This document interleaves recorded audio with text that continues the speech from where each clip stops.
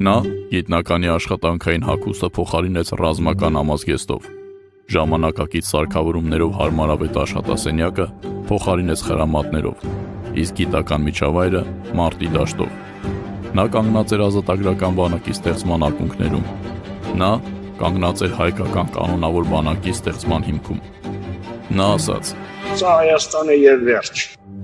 Եվ իր ողջ կյանքը նվիրեց Արցախի ազատագրմանը եւ անկախ հայրենիքի գաղափարին։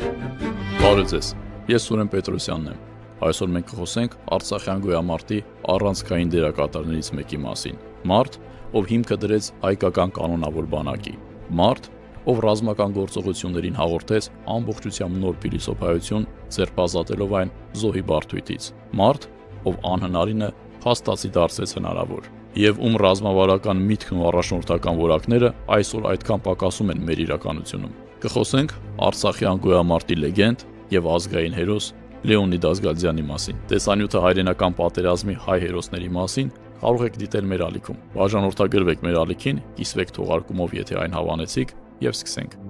Արցախյան շարժման սկիզբը որպես կանոն համարվում է 1988 թվականի փետրվարը,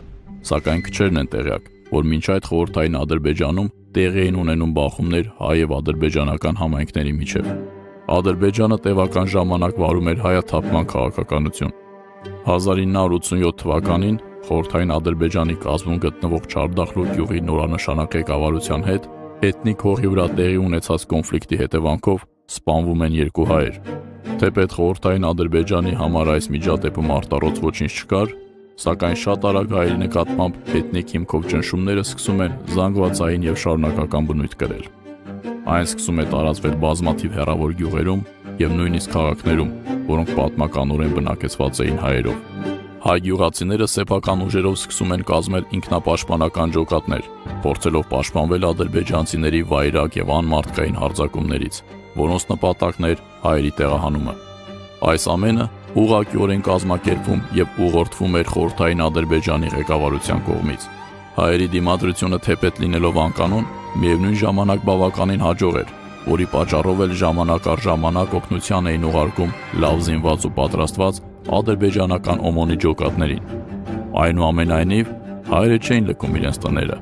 այլ հակառակը ամրապնդվում էր նրանց կամքը պաշտպանելու սեփական համայնքները։ Խորհրդային իշխանությունը արագորեն կորցնում էր իրավիճակի նկատմամբ վերահսկողությունը, իսկ հարցերը փորձում լուծել ուժային միջոցներով, այդ թվում հայ բնակչության տեղահանությամբ։